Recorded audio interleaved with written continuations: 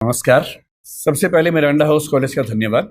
मुझे ज्ञात है कि पिछले 7 सालों से ये कॉलेज भारत का सबसे अच्छा कॉलेज हर साल बनता है और सबसे अच्छा कॉलेज देश का किसी को बुलाए तो ये उसके लिए एहसान की बात है, न कि उसके लिए जो वहाँ जा रहा है। विशेष रूप से धन्यवाद चंदा जी को। संज्ञा जी ने मुझे 2 दिन पहले मैसेज किया, मैं भारत से बाहर था और मेरा कुछ पुराना एहसान चुकाने का भाव था उनके प्रति। तो जैसे उन्होंने कहा कि आप आएँ तो मैंने सीधे कहा कि जैसे भी होगा मैं ज़रूर आऊँगा। संगीता जी, बाकी अध्यापिकाएं, मेरा सबसे परिचय निजी नहीं है, मैं नाम नहीं जानता हूँ सबका। और जो विद्यार्थी इस पूरे कार्यक्रम का संचालन कर रहे हैं, ये व्यवस्था बाहर देख के मुझे लगा कि आपको आईपीएस की ट्रेनिंग की ज़रूरत नहीं है, आप लोग तो पहले से वो सारी ट्रेनिंग अपने अंदर लेके बैठे हैं।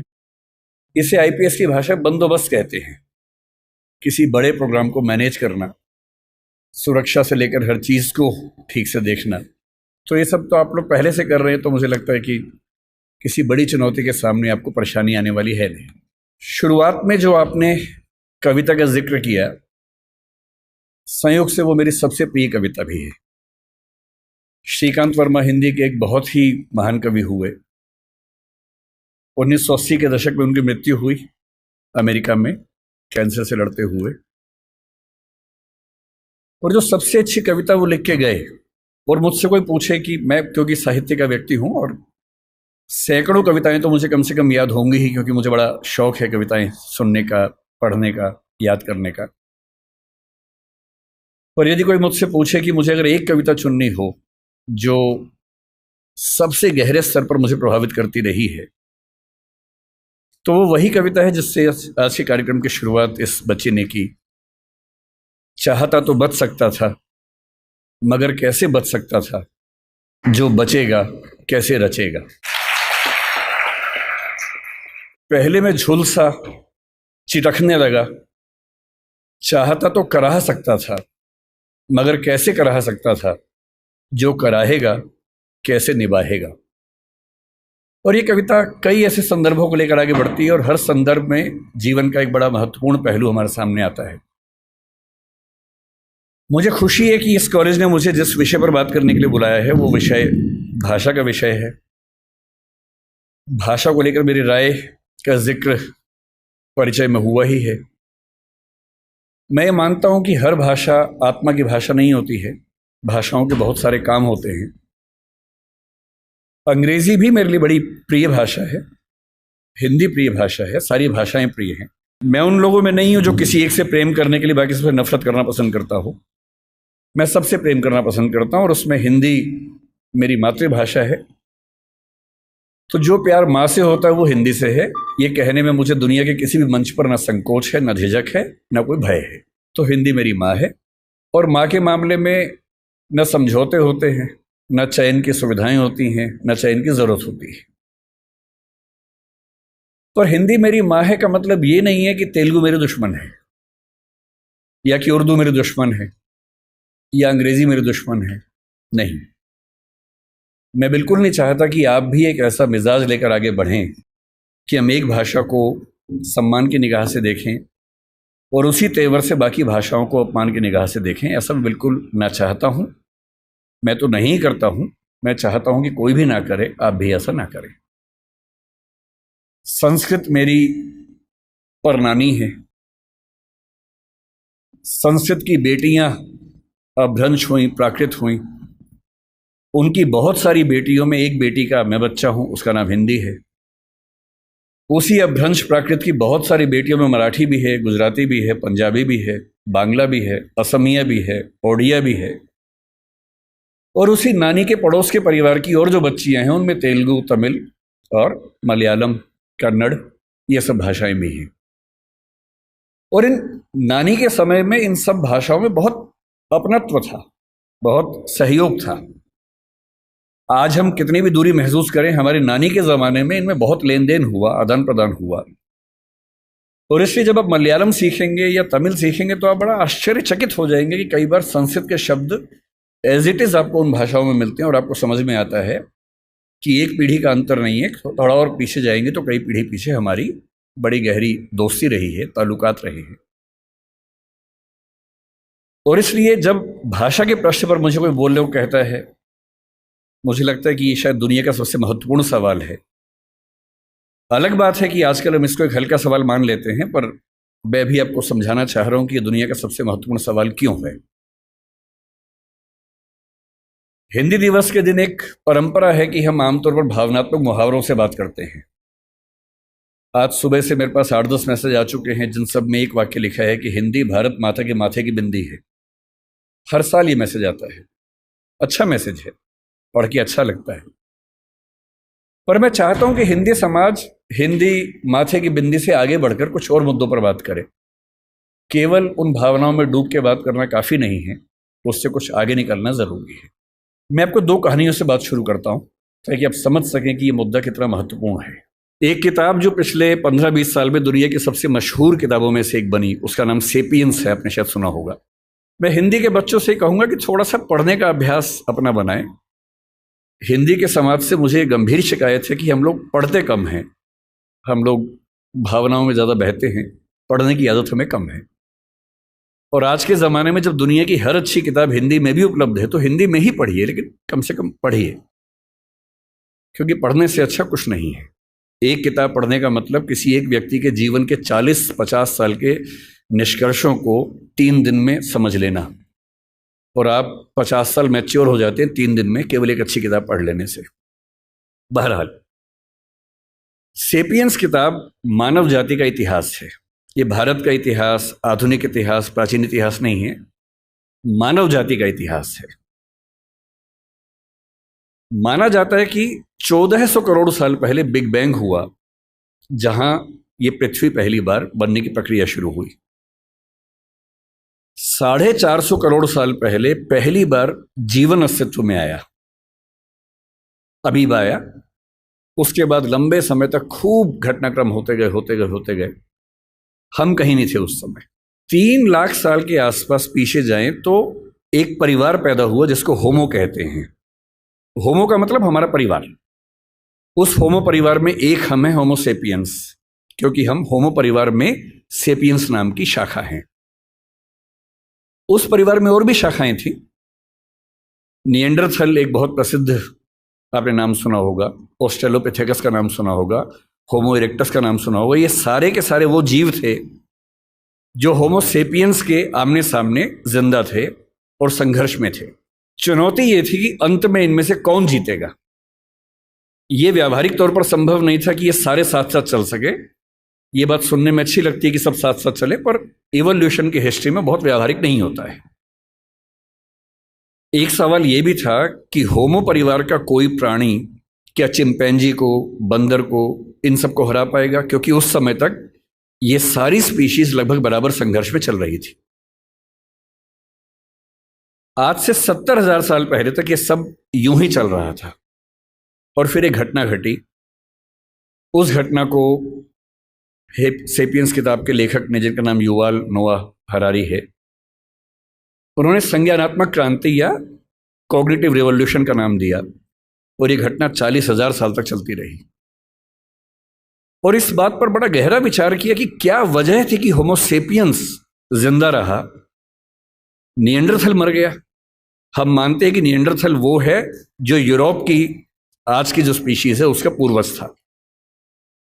ऑस्ट्रेलोपिथेकस मर गया, इरेक्टस मर गया, और जितने परिवार के जंतु थे वो सब मर गए, और होमो सेपियंस इन सबसे कमजोर होने के बावजूद बच गया और इतना सफल भी हो गया। निएंडरथल के बारे में उसने लिखा कि अगर आमने सामने आ जाएं तो निएंडरथल होमो सेपियंस को मार मार के अधमरा कर सकता था, वो इतना ताकतवर था। उसके बाद भी खत्म हो गया। क्यों खत्म हो गया?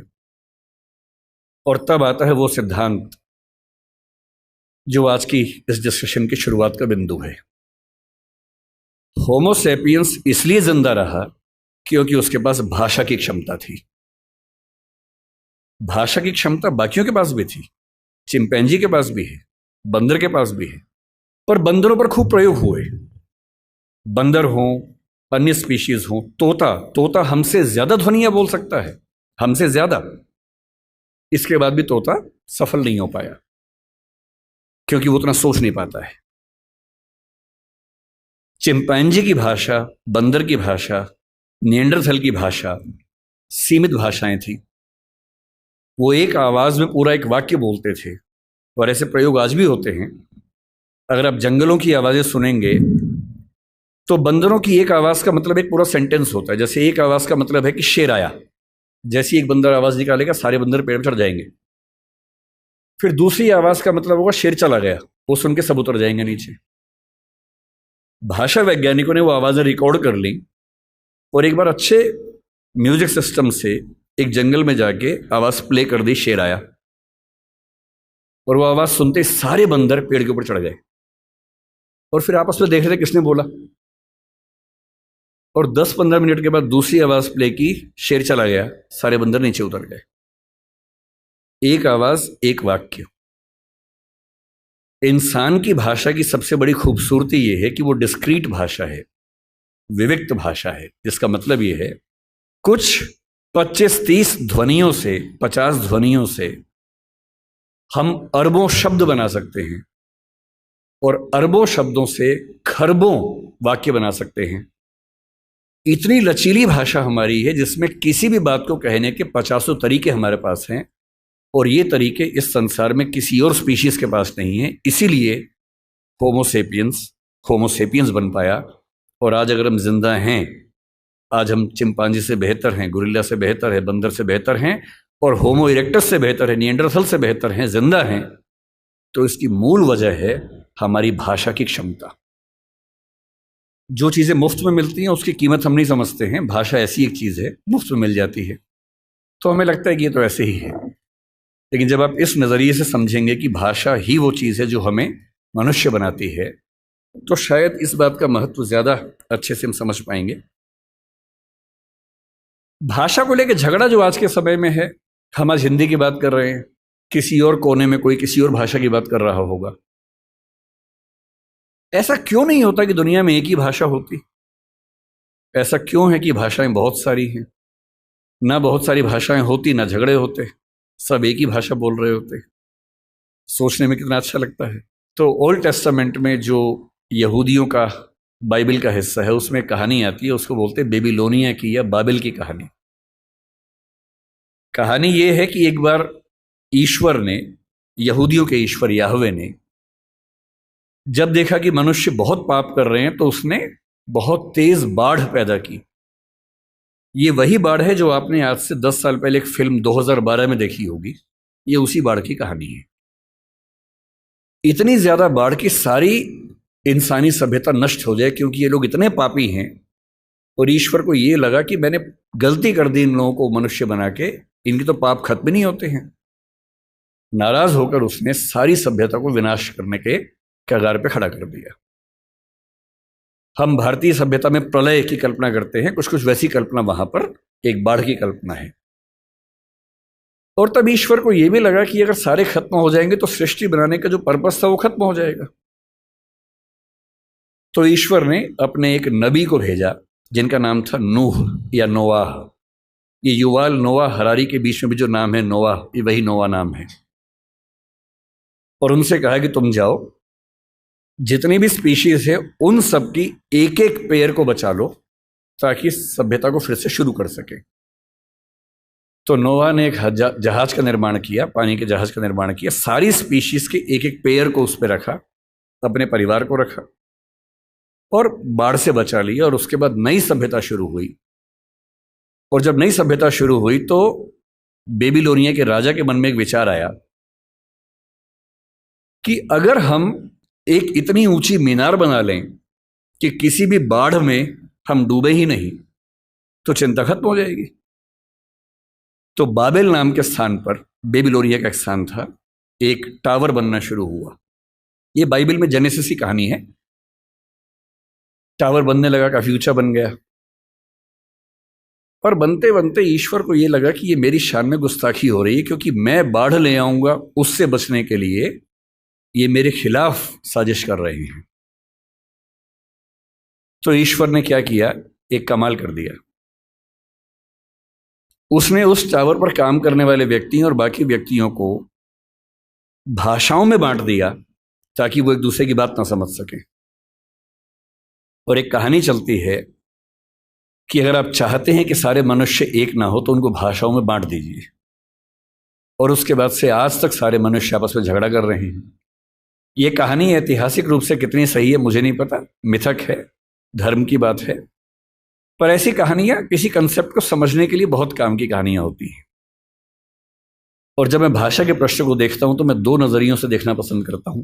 पहली बात, भाषा वो है जो हमें मनुष्य बनाती है, और इस संसार में जहां 3 ट्रिलियन या 1 ट्रिलियन स्पीशीज संघर्ष करती हैं, उनमें हमें सबसे ज्यादा मजबूत बनाती है। और दूसरा, भाषा वो संरचना है जो दुनिया को बांटती है, और क्योंकि बांटती है तो बहुत सारे संघर्षों को जन्म देती है। लोग कहते हैं कि धर्म बहुत ताकतवर है, जाति बहुत ताकतवर है। मेरी नजरिए में भाषा सबसे ताकतवर है। अगर धर्म बहुत ताकतवर होता तो पाकिस्तान बनने के बाद बांग्लादेश की जरूरत क्यों पड़ती? मुसलमानों के लिए एक नया देश चाहिए तो पाकिस्तान बन गया। पाकिस्तान और बांग्लादेश में मुसलमान ही तो थे। अंतर क्या था कि एक तरफ के मुसलमान उर्दू और पंजाबी बोलते हैं, एक तरफ के मुसलमान बांग्ला बोलते हैं। बांग्ला भाषी मुसलमान उर्दू भाषी मुसलमान के साथ एक नहीं हो पाएगा, इसलिए उसको नए देश की जरूरत है, और बांग्लादेश इसलिए बना। आप श्रीलंका के झगड़े को कितना भी हिंदू और बौद्ध झगड़ा कह लीजिए, दरअसल वो तमिल और सिंगली भाषाओं का झगड़ा है। ये जो भाषाओं के झगड़े हैं, और भाषाओं का एक अस्तित्व होता है, जैसे मनुष्यों के जीवन में वक्र है, कभी सफल कभी विफल, ऐसी भाषाओं का जीवन होता है। आज से 300 साल पहले ब्रज भाषा का जो जोर था, कोई सोच सकता था कि 300 साल बाद उसका नाम लेने वाला कोई बचेगा नहीं? ब्रज भाषा के नाम में भाषा है, वो बोली बन गई, और खड़ी बोली के नाम में बोली है, वो भाषा बन गई। तो इतिहास के दौर की बात है। इतिहास का कौन सा दौर किस भाषा को कहां से कहां उठा के ले जाएगा। जब पुर्तगाली यूरोप से निकले थे दुनिया पर कब्जा करने के लिए, उन्हें लगता होगा कि पुर्तगाली दुनिया की महान भाषा बनेगी। बाद में फ्रांसीसियों ने, हॉलैंड के डच लोगों ने, अंग्रेजों ने आपस में झगड़े किए, फ्रेंच लोगों ने झगड़े किए। उन झगड़ों में संयोग से अंग्रेजी जीत गई, और क्योंकि अंग्रेजी जीत गई, क्योंकि अंग्रेजी का असर भारत पे पड़ा, अंग्रेजी का असर अमेरिका पे पड़ा, अंग्रेजी का असर अफ्रीका पर ज्यादा पड़ा, इसलिए आज अंग्रेजी दुनिया की सबसे प्रसिद्ध भाषा है, प्रचलित भाषा है। ऐसा थोड़ा ना कि अंग्रेजी बहुत महान भाषा है, भाषाएं सारी महान हैं। और अगर तकनीकी तौर पे देखें तो हिंदी भाषा वैज्ञानिक तौर पर अंग्रेजी से बेहतर भाषा है। केवल शब्दावली के अभाव को पीछे छोड़ दें, चाहे वो ध्वनि का मामला हो, फोनेटिक्स का मामला हो, सिंटैक्स का मामला हो, भाषा विज्ञान के किसी भी स्तर पर देखें तो हिंदी अपनी वैज्ञानिकता में अंग्रेजी से कहीं भी कम नहीं है, कई मामलों में बेहतर है। इसलिए कौन सी भाषा का कितना राज होने वाला है, ये बात तय होती है केवल इस बात से कि उस भाषा के समाज की दुनिया पर क्या पकड़ है, कौन उपनिवेश की भाषा बनी, कौन साम्राज्य की भाषा बनी, किस भाषा में ज़्यादा विकास हुआ, किस भाषा में कम विकास हुआ। संयोग की बात है कि आज हम एक ऐसी दुनिया में हैं, ग्लोबल दुनिया में, जहां अंग्रेजी का वर्चस्व है। अंग्रेजी से दिक्कत ना आपको होनी चाहिए ना मुझे होनी चाहिए। हम हर भाषा का सम्मान करें, उससे फायदा उठाएं, सीखें, अपने काम का लाभ लें। और मैं अंग्रेजी माध्यम का विद्यार्थी रहा हूं, मैंने बहुत सारी पढ़ाई अंग्रेजी माध्यम में की, और मैं अंग्रेजी में लगभग उतना सहज उतना हिंदी में हूं, तो मुझे इस बात की खुशी है। मुझे चिंता केवल तब होती है जब भारत में होते हुए कोई मुझसे ये उम्मीद करता है कि मुझे हिंदी बोलने में शर्म होनी चाहिए। चिंता केवल तब होती है। भारत में होते हुए मैं अपनी भाषा बोलूं, अपनी भाषा बोलने मुझे काहे की शर्म होनी चाहिए। मैंने जिन जिन देशों की यात्रा की, आज दुनिया के हर देश पर दबाव है कि अंग्रेजी सीखे, और वो दबाव इसलिए कि ग्लोबलाइजेशन का दौर है, अंग्रेजी में चीजें ज्यादा उपलब्ध हैं, स्वाभाविक सी बात है। पर मैंने कभी हॉलैंड में किसी व्यक्ति को डच भाषा की तुलना में अंग्रेजी को महत्व देते हुए नहीं देखा। वो लड़ने को तैयार हो जाते हैं। आप किसी फ्रेंच व्यक्ति से बात करें, आप इजराइल के किसी व्यक्ति से बात करें, जहां भाषा के सम्मान की बात आएगी वो अंग्रेजी का नाम तक नहीं लेंगे। जहां पढ़ने की बात आएगी, सीखने की बात आएगी, फायदा उठाने की बात आएगी, निश्चित तौर पे सीखेंगे, क्योंकि उस भाषा से उनको फायदा होता है। और आज की जो बातचीत हमारी होने वाली है वो कुछ कुछ उसी तौर पे होने वाली है कि आज हमारी क्या स्थिति है, हमें क्या करना चाहिए? क्या बहुत डरने की ज़रूरत है? ऐसा तो नहीं कि हम बिना बात के खौफ में हों, पर मुझे लगता है कि हम बिना बात के खौफ में ज़्यादा रहते हैं। और जब मैं हिंदी की बात सोचता हूँ और मिरांडा हाउस के संदर्भ में सोचता हूँ, तो मुझे लगता है कि हिंदी की स्थिति कुछ कुछ वैसी ही है जैसी द टेम्पेस्ट नाटक की नायिका मिरांडा की थी। जब मॉरिस ग्वायर साहब ने इस कॉलेज की स्थापना की और इसका नाम मिरांडा हाउस रखा, तो उनसे कई लोगों ने पूछा, वो उस समय डीयू के वाइस चांसलर भी थे, भारत के चीफ जस्टिस भी थे उस समय। तो जब भारत आज़ाद हो गया और वो चले गए यहाँ से, 1952 में उन्होंने एक बात की व्याख्या की कि मैंने इस कॉलेज का नाम मिरांडा क्यों रखा। 3 वजह बताई। एक वजह बताई कि एक फिल्म की हीरोइन मुझे बहुत प्रिय है, उसका नाम मिरांडा है। एक कहा कि मेरी बेटी का नाम मिरांडा है। लेकिन जो असली वजह मुझे लगता है तीसरी उन्होंने बताई, वो ये थी कि शेक्सपियर के नाटक द टेम्पेस्ट में जो एकमात्र महिला कैरेक्टर मंच पे आती है उसका नाम भी मिरांडा है। और वो कहते हैं कि मैं चाहता हूं कि मिरांडा हाउस में पढ़ने वाली लड़कियां ऐसी व्यक्ति बने। वो व्यक्ति आप मती बनिएगा, अब तो उसका महत्व रहा नहीं है, उस दौर में उसका महत्व था। कुछ कुछ छायावाद की श्रद्धा जैसी लड़कियां होती हैं, वो जो एकदम भारतीय किस्म का मिजाज नहीं होता है कि मेरा कोई अधिकार नहीं है, मैं सिर्फ त्याग करने के लिए पैदा हुई हूँ। कुछ कुछ वैसा मिजाज उस लड़की का है, मिरांडा का। उस नाटक में एक बड़ी खास बात है, मिरांडा बहुत योग्य लड़की है, उसकी समझ बड़ी गहरी है, पर वो अपने पिता और अपने होने वाले पति, प्रोस्पेरो उसका पिता है, फर्डिनेंड उसका होने वाला पति है, वो उन दोनों के इतने कंट्रोल में है कि वो खुद को डिफाइन उन्हीं के नजरिए से करती है। बहुत योग्य होने के बावजूद उसमें आत्मविश्वास बिल्कुल भी नहीं है। अपने जीवन के फैसले वो अपने आप लेने को बिल्कुल तैयार नहीं है। अंत में लगता है कि फर्डिनेंड का फैसला उसने खुद किया है, पर आप ध्यान से पढ़े तो समझ में आता है कि वो फैसला भी उसके पिता ने ही करवा दिया है। और वो बेचारी इतनी कमजोर अपने आप को महसूस करती है।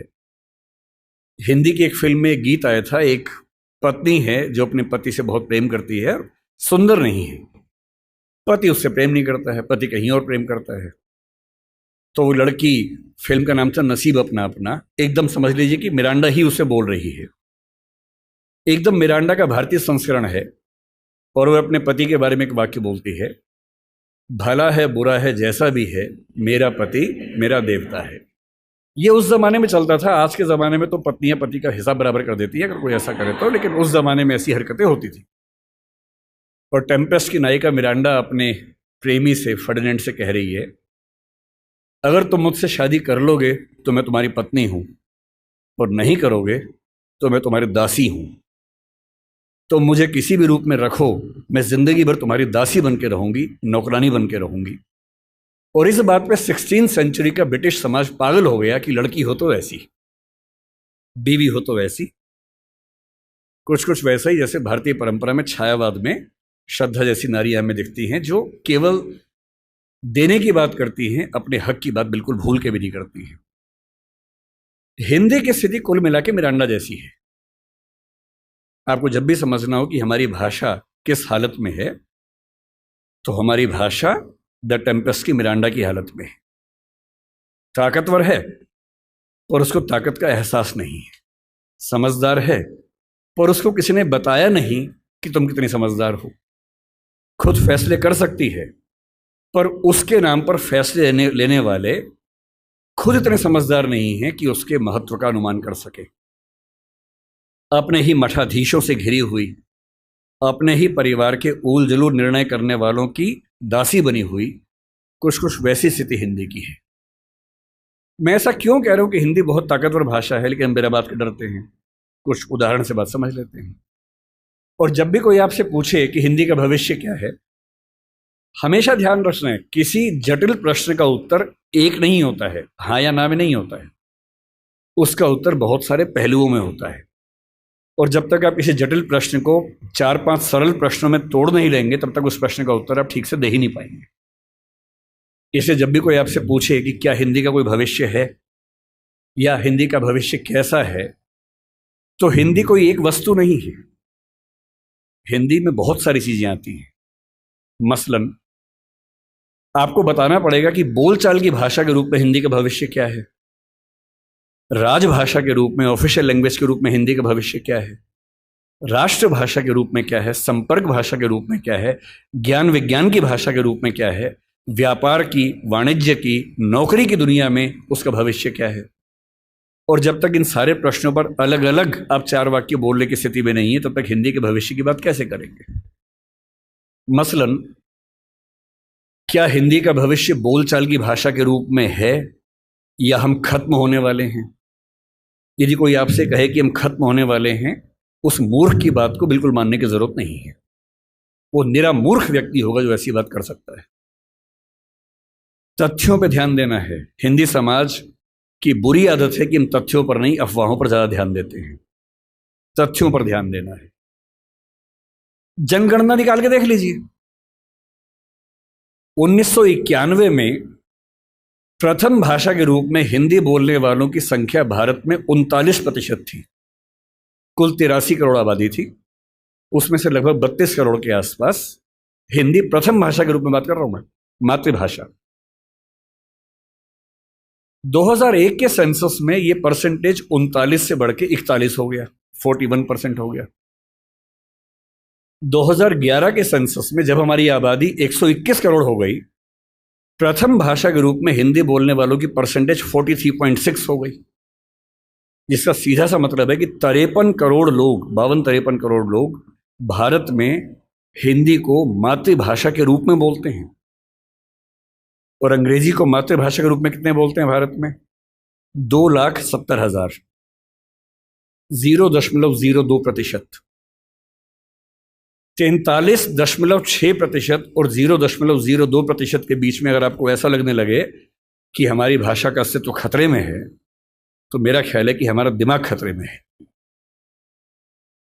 2021 से सेंसस हो नहीं पाया है, अब होगा। उम्मीद है कि 24 में हो जाएगा। हमारी आबादी आज के समय 143 करोड़ की है, अनुमान जो है। अगले साल तक 145 के आसपास होनी चाहिए। 145 करोड़ में प्रथम भाषा के रूप में हिंदी बोलने वालों की संख्या अनुमान है कि 45 से 46% अगले साल होने वाली है। और जिसका मतलब यह है कि लगभग मान के चले कि 64 से 66 करोड़ के बीच में मातृभाषा बोलने वाले हिंदी समाज के लोग होने वाले हैं। अगर आपको लगता है कि 65 करोड़ लोगों की मातृभाषा खत्म होने वाली है, तो इससे हास्यास्पद क्या हो सकता है? ऐसा कोई सवाल ही पैदा नहीं होता। कल्पना भी नहीं करनी चाहिए इस चीज की। फिर सवाल उठता है कि क्या हम दुनिया में बहुत कमजोर हैं? भारत की जनगणना सर्वेक्षण में 31 भाषाओं की बात होती है। दुनिया के सर्वेक्षण में 7,115 भाषाओं की बात होती है।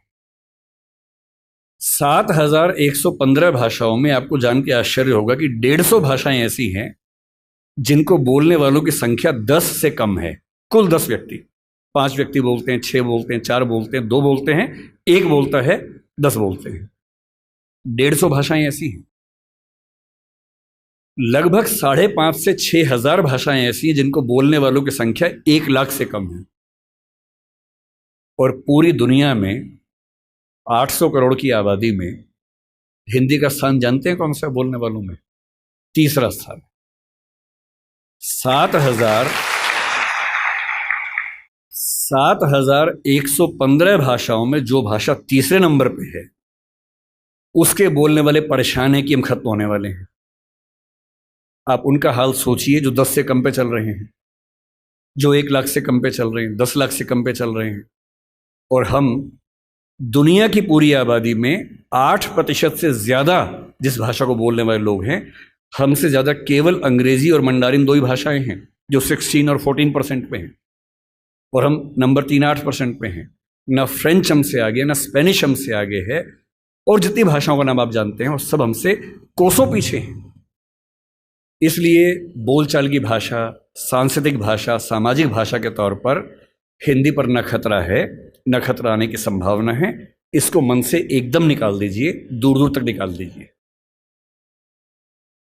दूसरी बात है कि क्या हम व्यापार की भाषा, व्यवसाय की भाषा, नौकरी की भाषा में सफल हो पा रहे हैं? थोड़ा मुश्किल है, कम हो पा रहे हैं। और मेरे ख्याल से इसकी वजह हमारा एक औपनिवेशिक जो सोचने का तरीका है वो है। मैं हिंदी के पक्ष में इसलिए बिल्कुल नहीं बोलूंगा कि मैं संयोग से हिंदी भाषी क्षेत्र में पैदा हुआ, क्योंकि मेरे पेरेंट्स हिंदी भाषा के अध्यापक रहे। अगर मैं सिर्फ इसलिए हिंदी के पक्ष में बोलूंगा तो ये तो सामान्य बात है, हर व्यक्ति अपनी भाषा के पक्ष में बोलता है, मैं ही बोल रहा हूं। मैं तथ्यों पर बात करना पसंद करूंगा, केवल भावनाओं पर नहीं टिकना चाहूंगा। मैंने दुनिया के जितने देश देखे, मैंने किसी देश में मातृभाषा की उतनी बुरी गत नहीं देखी जितनी अपने देश में देखी है। मेरे कुछ परिचित डॉक्टर बनने के लिए रशिया गए पढ़ने के लिए, यूक्रेन गए पढ़ने के लिए।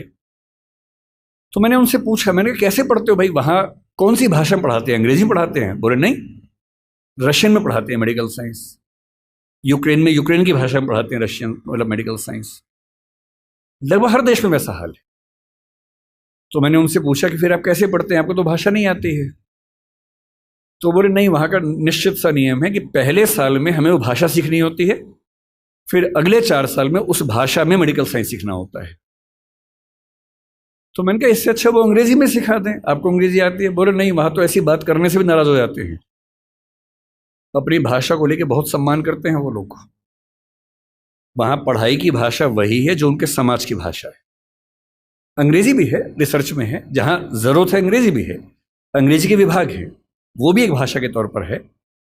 पर जब उनको अपने यहाँ पढ़ाना होता है तो इंश्योर करते हैं कि वो पढ़ाई उनकी अपनी भाषा में हो। दुनिया के हर देश में ऐसा होता है, तो हमारे यहाँ ऐसा क्यों नहीं होता? और ये बात केवल हिंदी की नहीं है, तमिल की भी है, तेलुगु की भी है, गुजराती मराठी की भी है। मेडिकल साइंस पढ़ने के लिए हमें अंग्रेजी में ही मेडिकल साइंस क्यों पढ़ना पड़ेगा? इंजीनियरिंग पढ़ने के लिए हमें अंग्रेजी में ही क्यों पढ़ना पड़ेगा? और मुझे खुशी है इस बात की कि हमारी केंद्र सरकार में गृह मंत्री ने पिछले साल एक बहुत बड़ा कदम उठाया है।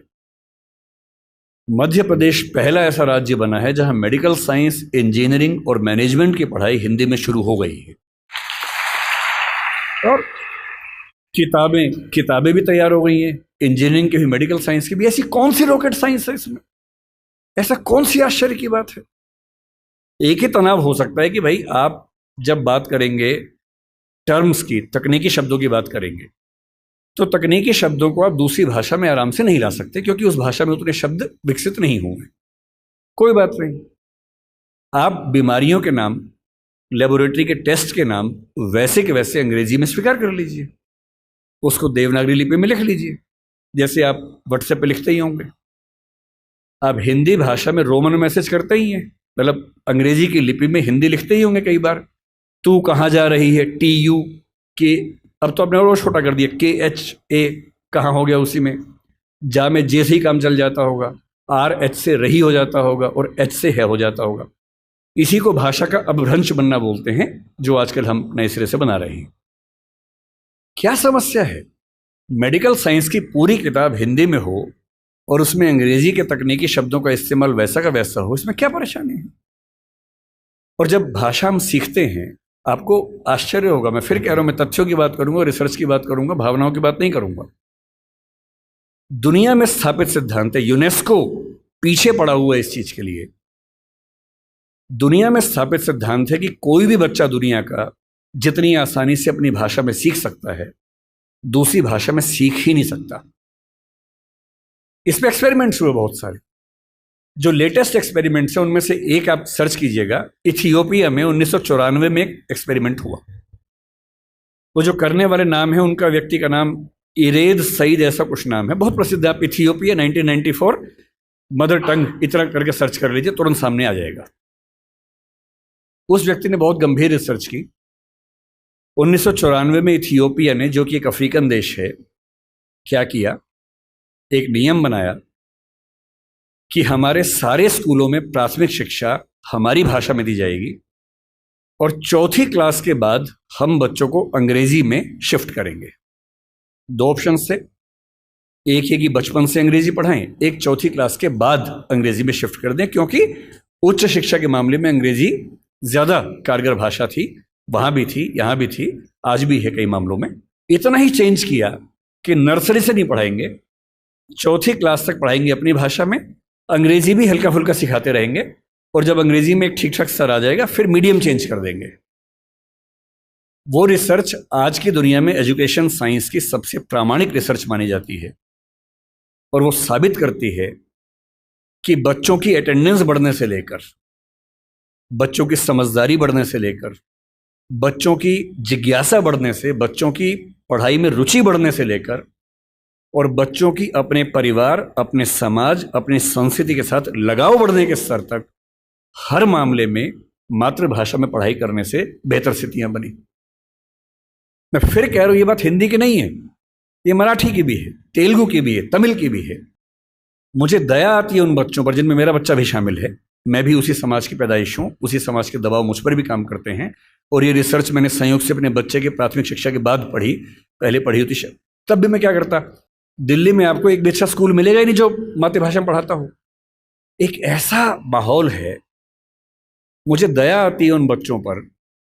वो घर में जब 9-10 महीने के होते हैं या 3 साल के जब होते हैं तब वो स्कूल जाना शुरू करते हैं। 2.5 साल का बच्चा अपनी भाषा में कॉम्प्लेक्स सेंटेंसेस बनाना सीख जाता है अपने आप, बिना एक शब्द भी पढ़े लिखे। आप घरों में देखिए छोटे बच्चों को, अच्छे से वाक्य बोलेंगे। और 2.5 साल का बच्चा तो नए वाक्य बनाने लगता है, वो भी जटिल वाक्य, सरल वाक्य नहीं। उस बच्चे की इतनी गहरी पकड़ एक भाषा में हो चुकी है, एक भी दिन स्कूल नहीं गया है। और इसलिए मातृभाषा का अध्यापन जब स्कूल में होता है, टीचर को पता होता है कि बच्चे को भाषा पहले से आती है, इसे दुरुस्त करना है, सिखाना नहीं है जीरो से। और वो बच्चा बड़े अच्छे मूड से स्कूल गया, उसे मम्मी को टाटा किया, स्कूल जाके पता लगा टाटा नहीं बोलना, बाय बोलना है। उसकी दुनिया खिसक जाती है उसके पैर के नीचे से। वहां उसे पता लगता है कि भिंडी नहीं है, ये लेडी फिंगर है। तुम जो लाए हो आलू नहीं है, पोटैटो है।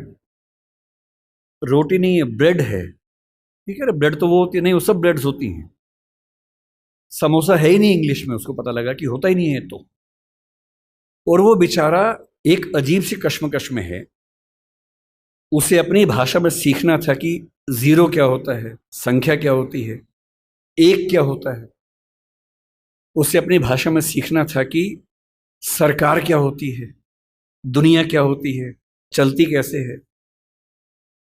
उसे सीखना पड़ रहा है कि पहले ये समझो कि दुनिया नहीं वर्ल्ड होता है। अब उसकी आधी से ज्यादा ऊर्जा वर्ल्ड पे अटकी हुई है और बाकी बची खुची ऊर्जा से वो समझ रहा है कि वर्ल्ड होता क्या है।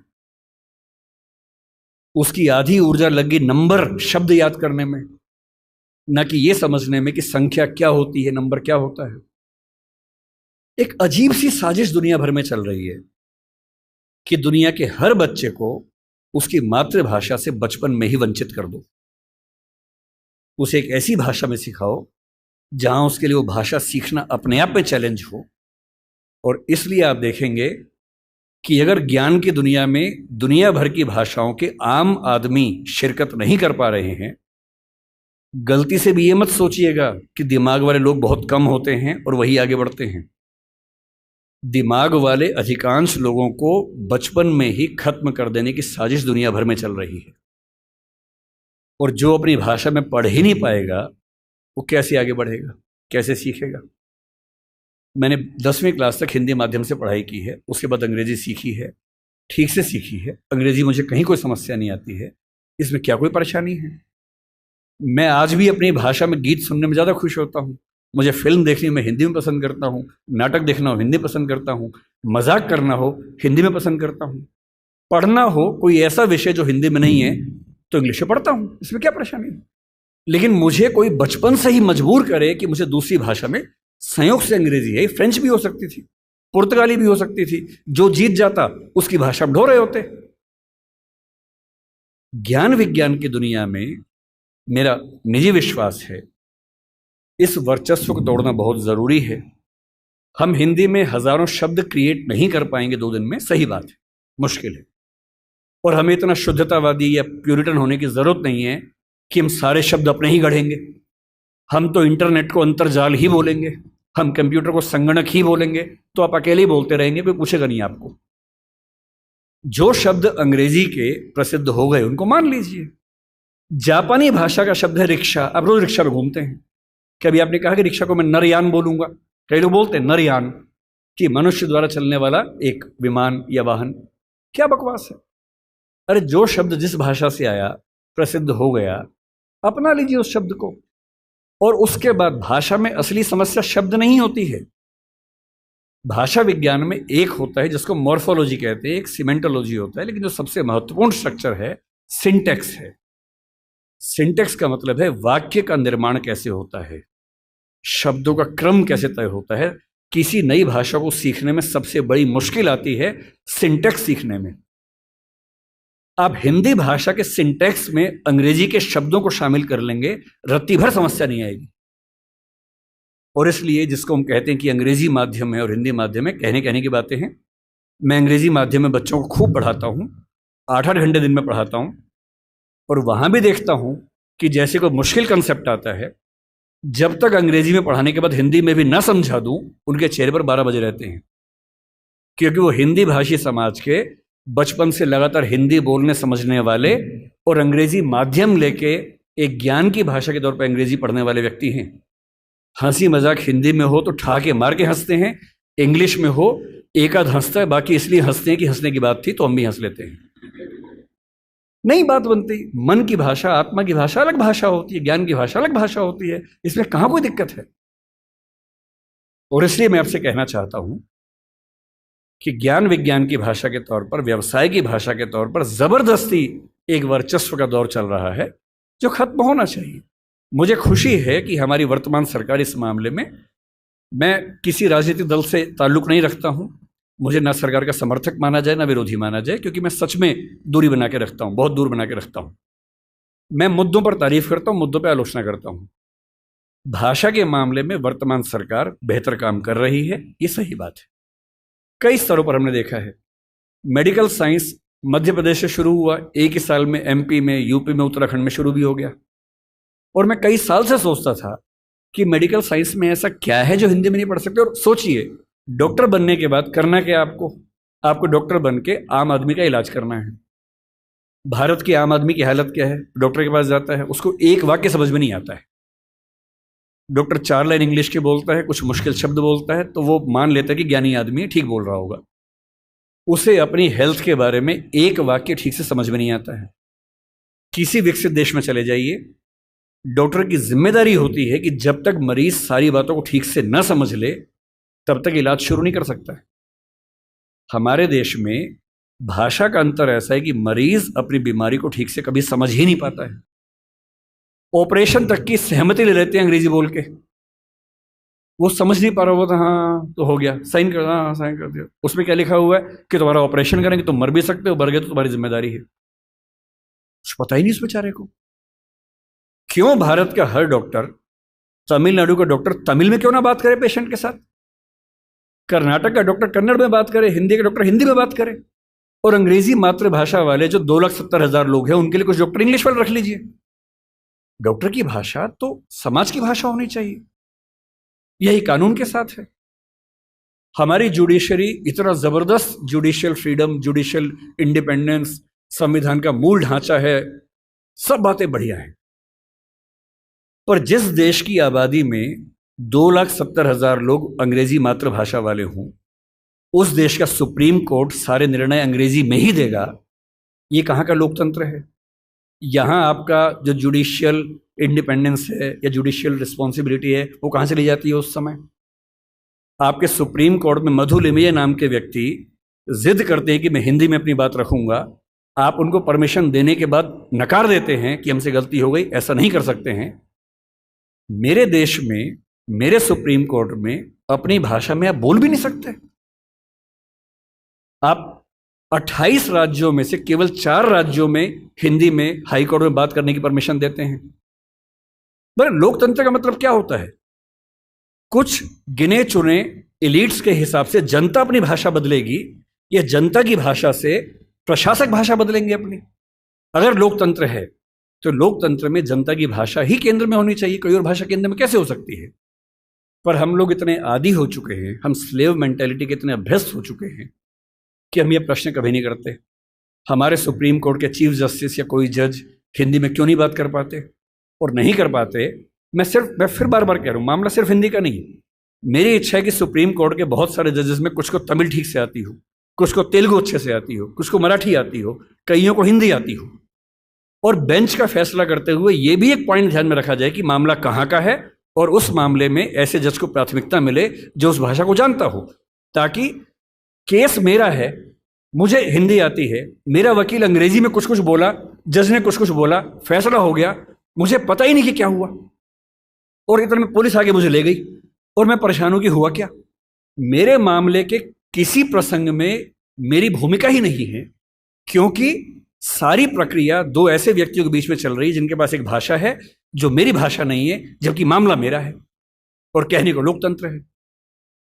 ये लोकतंत्र नहीं है, ये भाषा के स्तर पर तानाशाही है, बुरी चीज है। और मैं जब भी ये बात कहता हूं, बार बार कहता हूं, ज्ञान की भाषा के तौर पर अंग्रेजी का सम्मान करना जरूरी है, क्योंकि रिसर्च आप उसके बिना नहीं कर पाएंगे। बहुत मामलों में सीखने की जरूरत है, उससे भी, जापानीज से भी, फ्रेंच से भी, सबसे सीखने की जरूरत है। लेकिन आपके देश के सुप्रीम कोर्ट में, हाई कोर्ट में आपकी भाषा में बात ना होती हो, ये बुरी बात नहीं है, शर्मिंदगी की बात है। हमें एक समाज के तौर पर शर्म आनी चाहिए, ये उससे कम बात नहीं है। इसलिए जब कोई मुझसे कहते कि राजभाषा के तौर पर आपकी क्या कल्पना है, 14 सितंबर का दिन आज है, हम आज के दिन ये सेमिनार क्यों कर रहे हैं? 14 सितंबर 1949 को शाम को 6 बजे एक फैसला हुआ था। एक अजीब सी अफवाह लोगों ने उड़ा रखी है। कहते हैं कि 14 सितंबर को मतदान हुआ कि भारत की राजभाषा कौन सी होनी चाहिए, हिंदी या अंग्रेजी। वोटिंग हुई, आधे वोट हिंदी के पक्ष में उठे, आधे अंग्रेजी के पक्ष में उठे, एकदम बराबर हो गया। कई लोग संख्या बोलते हैं, 77-77 हो गया।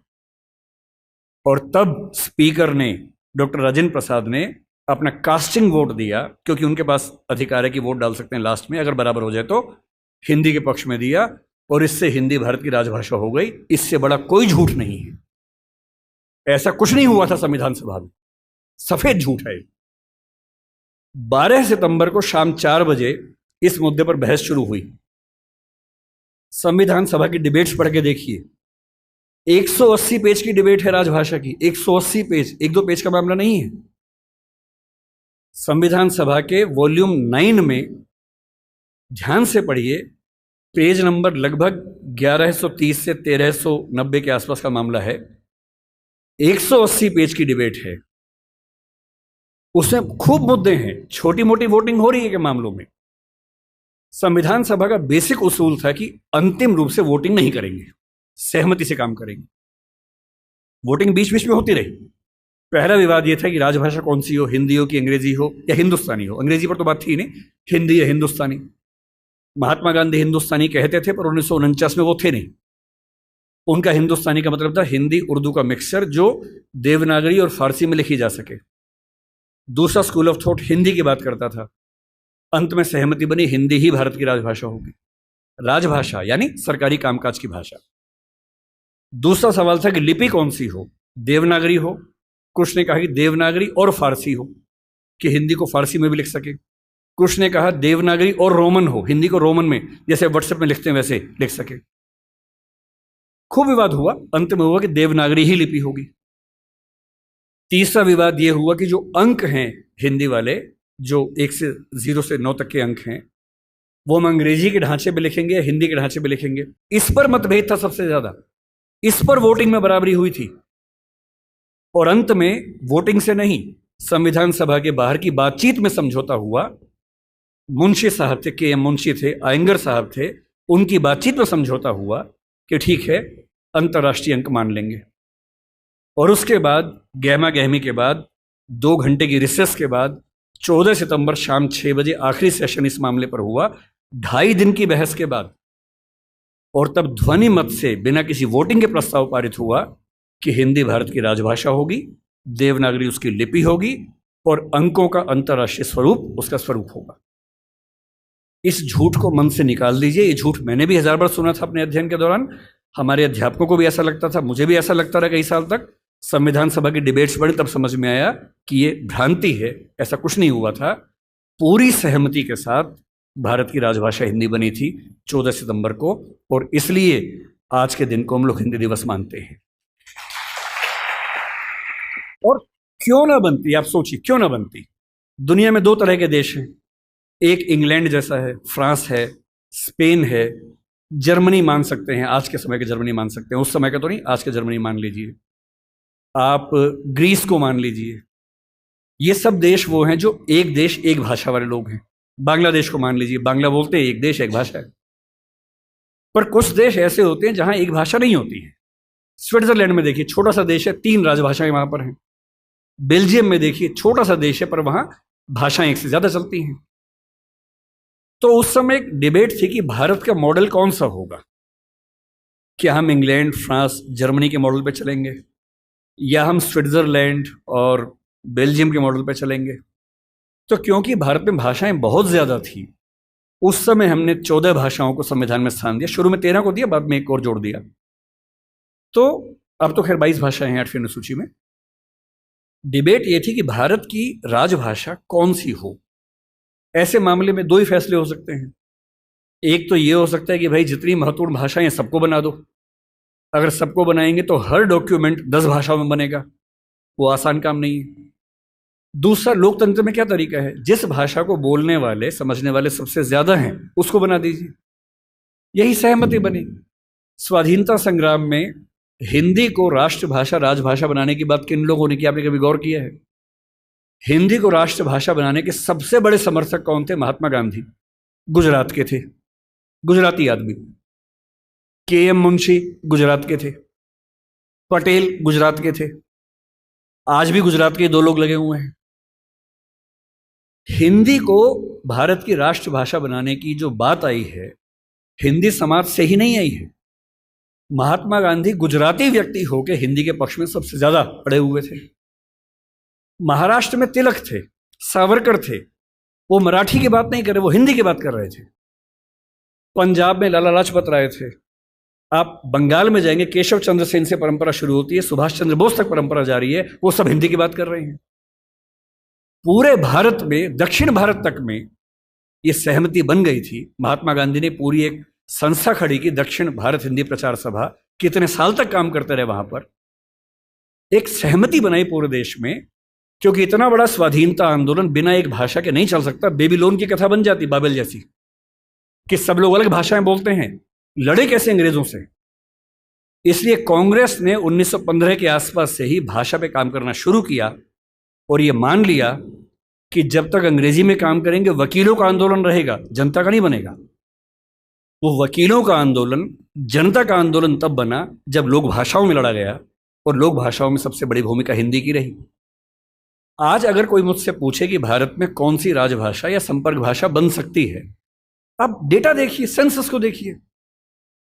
हिंदी बोलने वालों की कुल संख्या पहली, दूसरी, तीसरी भाषा के तौर पर भारत में कितनी है इस समय? 69 करोड़ है 2011 के सेंसस में। 57% ऑफ पॉपुलेशन भारत की, first, second, third. First language में 43.6% है, तीनों मिला लें 57%, 69 करोड़ संख्या है। क्यों है? 10 राज्य हिंदी भाषा वाले हैं। फिर वो सारे राज्य जो संस्कृत से ही बने हैं, वो हमारे ननिहाल के हैं। इसलिए आप महाराष्ट्र जाएंगे, क्योंकि मराठी संस्कृत से बनी है, आपको मराठी हिंदी में दिक्कत नहीं आती, क्योंकि दोनों की रूट सेम है। यही गुजराती में है, यही पंजाबी में है, यही सिंधी में है, यही असमिया में है, यही ओडिया में है, यही बांग्ला में है। ये 7 राज्यों की भाषाएं संस्कृत के रूट से बनी हुई है, इसलिए हमारी रूट सेम होने से दिक्कत नहीं आती है। केवल दक्षिण भारत की 4 भाषाएं मुख्य रूप से, और उत्तर पूर्व की, असम की आगे की भाषाएं। उत्तर पूर्व में भी आप अरुणाचल प्रदेश जाइए, हिंदी में कहीं कोई दिक्कत नहीं है। अरुणाचल प्रदेश में बड़ा आश्चर्य की बात है कि हिंदी सब बोलते हैं। अंडमान निकोबार जाइए, हिंदी सब बोलते हैं, वहां पर कहीं कोई समस्या नहीं। हैदराबाद में हैदराबादी हिंदी चलती है। मुंबई मराठी क्षेत्र होकर हिंदी का गढ़ बना हुआ है। और जो दक्षिण के 4 राज्य हैं उनमें भी, क्योंकि 10वीं क्लास तक हिंदी आमतौर पर स्कूल में पढ़ाई जाती है, तमिलनाडु में कुछ गांवों को छोड़ देंगे, मैं पूरा भारत ठीक से घुमा हुआ है, और मुझे आज तक हिंदी से काम चलाने में दिक्कत नहीं आई। 69 करोड़ की आबादी, 121 करोड़ में से आज 145 करोड़ हैं। ये संख्या मिनिमम आप मान के चलिए कि 75 करोड़ के आसपास होने वाली, 80 करोड़ होने वाली है। इस 69 करोड़, अगर मैं 2011 की बात मान लूं, तो तुलना में कौन है? नंबर 2 पर कौन आता है? बांग्ला। हिंदी में कितना है? 57% है। बांग्ला में कितना है? 9% है। आप किसे बनाएंगे राजभाषा भारत की? संपर्क भाषा किसे बनाएंगे? 57% के बाद सीधा 9% है। नंबर 3 पे मराठी आती है, अभी आ गई है। पहले नंबर 3 पे तेलुगु थी, अब मराठी आ गई है। कितना है? 8.7% है। नंबर 4 पर तेलुगु है, 8% के आसपास है। यानी एक भाषा बोलने वाले 57% हैं, नंबर 2 वाले 9, 8.7, 8, 6, 4, 3। क्या लोकतांत्रिक तरीके से कोई कंपटीशन बनता है किसी तरह का? और संपर्क भाषा संविधान लिखे या ना लिखे, संविधान में लिखा भी नहीं है। संविधान में कहीं नहीं लिखा कि भारत की संपर्क भाषा कौन सी है, ना लिखा है भारत की राष्ट्रभाषा कौन सी है, केवल लिखा है भारत की राजभाषा कौन सी है। 14 सितंबर को हुआ था, उस समय आर्टिकल 301 था, लेकिन जब संविधान फाइनल हुआ तो आर्टिकल 343 से 351 तक का हिस्सा जो अंतिम प्रारूप संविधान का बना उसमें राजभाषा का है। भाग 17 है, जो प्रारूप में भाग 14 था। इसलिए हमें डरने की जरूरत नहीं है। हम स्वाभाविक तौर पर भारत के भाषा के डेमोग्राफी के नक्शे में सबसे बुलंद आवाज हैं, तो हमारी आवाज की पहचान होनी चाहिए। हमें खौफ किस बात का होना चाहिए? क्यों मिरांडा बनने की जरूरत है भाई? अपने धौंस में रहिए, आत्मविश्वास से भर के रहिए। और इसलिए आप भारत में कहीं चले जाइए, भारत का हर ऑटो वाला, टैक्सी वाला अपनी भाषा और काम चलाऊ हिंदी जानता है, क्योंकि उसको पता है कि भारत में काम करने के लिए बहुत मुफीद है, सहज है कि हिंदी आ गई तो अब सबसे काम चला लेते हैं और इसी हिंदी संपर्क भाषा बनती है। राष्ट्रभाषा की पदवी संविधान में नहीं है। हमें उसकी ऐसी जिद नहीं करनी चाहिए, क्योंकि हम पर एक आरोप है, हमें उससे बचना चाहिए। हमें भाषा का सम्मान करना है, दूसरी भाषाओं का अपमान नहीं करना है। हमें भाषा के लिए संघर्ष उस तरह से नहीं करना कि सबको काट देंगे, मार देंगे। हमें यह नहीं कहना कि अंग्रेजी खत्म करो, तेलुगु खत्म करो, तमिल खत्म करो, नहीं। सबके साथ रहना है। जैसे संसदीय व्यवस्था में प्रधानमंत्री सारे मंत्रियों के बराबर, किंतु उनसे एक पायदान ऊपर होता है, क्योंकि वो डिवीजन करता है। ठीक वैसे भारत की सारी भाषाएं राष्ट्रीय भाषाएं। तमिल भी राष्ट्रभाषा है भाई, तेलुगु है, मराठी है, कन्नड़ है, असमिया है, सब राष्ट्रभाषाएं हैं। इन सब में सबसे ज्यादा हमारी भाषा बोली जाती है, तो सिंबॉलिकली हम थोड़े ज्यादा राष्ट्रभाषा है, क्योंकि पूरा राष्ट्र हमें समझ पाता है। पर जिस दिन आपने ये तेवर अपना हटा लिया, अभी तेवर क्या है? आप बीच बीच में बाकी भाषाओं के खिलाफ खड़े हो जाते हैं। बड़ा खराब लगता है अगर आप दक्षिण भारत की भाषाओं का विरोध करेंगे और फिर कहेंगे कि वो हिंदी सीखे। कोई मजाक है क्या? आत्मसम्मान क्या केवल हम में होता है, उनमें नहीं होता है? एक भी व्यक्ति का आत्मसम्मान बिल्कुल भी प्रभावित ना हो, अगर इस तेवर के साथ अपनी भाषा को आगे लेके बढ़ेंगे तो भाषा आगे बढ़ेगी। हिंदी को संविधान सभा ने और संसद ने कम बढ़ाया है, शाहरुख खान ने ज्यादा बढ़ाया है, अमिताभ बच्चन ने ज्यादा बढ़ाया है, और आज की दुनिया में तेवर बदला है, उसका जिक्र भी करता हूं। इसलिए अगर आप चाहते हैं कि हिंदी सच में राष्ट्रभाषा बने, राष्ट्रभाषा संविधान में कोई शब्द नहीं है। गुजरात हाईकोर्ट ने 2010 में स्पष्ट निर्णय दिया है कि राष्ट्रभाषा की धारणा भारतीय संविधान में कहीं नहीं है। राष्ट्रभाषा होती है राष्ट्र की आत्मा की भाषा, और आत्मा की भाषा संविधान से नहीं बनती है, आत्मा से बनती है, बातचीत से बनती है, संवाद से बनती है, सहमति से बनती है। अगर आप सच में चाहते हैं कि तमिलनाडु, केरल, आंध्र प्रदेश, तेलंगाना, कर्नाटक, नागालैंड, त्रिपुरा, मिजोरम, मेघालय के लोग हिंदी सीखें, तो बड़े होने का फर्ज निभाइए, आगे बढ़ के उनकी भाषा सीखिए। इसी को त्रिभाषा फार्मूला कहा गया था, 1948 में पहली बार कहा गया था, और बेल्जियम और स्विट्जरलैंड से ही प्रेरणा ली गई थी। 1968 में संसद ने प्रस्ताव पारित किया त्रिभाषा फार्मूले के लिए, पर हमने उसको ठीक से अपनाया नहीं। मैं कल्पना करता हूं कि हिंदी समाज के लोग अपने स्कूलों में, कॉलेजेस में, अगर दक्षिण की 5 में से कोई एक भाषा, या उत्तर पूर्व की कोई एक भाषा, या बांग्ला मान लीजिए, इतनी भर सिखा दें। मुझे दुख है कि मैं नहीं सीख पाया, हमारे स्कूल में ऐसा नहीं था। तीसरी भाषा के नाम पे संस्कृत सिखाई गई। मैं संस्कृत का बहुत सम्मान करता हूं, लेकिन तीसरी भाषा के तौर पर संस्कृत सिखाई जाए, इस नीति के पक्ष में नहीं हूं, क्योंकि इससे वर्तमान में हमारा भला नहीं हो रहा। वर्तमान में भला तब होता जब मुझे मराठी सिखाते या तमिल सिखाते या मेघालय की भाषा सिखाते, और मैं कम से कम तमिलनाडु जाके वहां के ऑटो वाले से तमिल के 4 वाक्य बोल देता, तो वो कहता कि अरे वाह क्या बात है यार, फिर कहता कि मैं भी हिंदी सीखूंगा। अभी उसको लगता है कि वाह बेटा तुम तो सीखोगे 2, हम सीखेंगे 3। और इसलिए जब तक हम थोड़ा आगे बढ़कर उन भाषाओं को नहीं अपनाएंगे, तब तक ये उम्मीद करना कि वो हमारी भाषा को अपना लेंगे ज़बरदस्ती की बात है। और ज़बरदस्ती हिटलर की नहीं चली तो हमारी क्या चलेगी? ना किसी की चली है, ना दुनिया में चलेगी। ये मान के चलिए, लोकतंत्र का ज़माना है, समझा बुझाकर संवाद से, बातचीत से फैसले होंगे, फैसले ज़ोर ज़बरदस्ती नहीं होंगे। आजकल एक नया तमाशा हिंदी बनाम उर्दू को लेकर चल रहा है। आजकल हिंदी वाले अलग ही मूड में चल रहे हैं, कह रहे उर्दू को खत्म कर दो, मुसलमानों की भाषा है। भाषा किसी धर्म की नहीं होती है।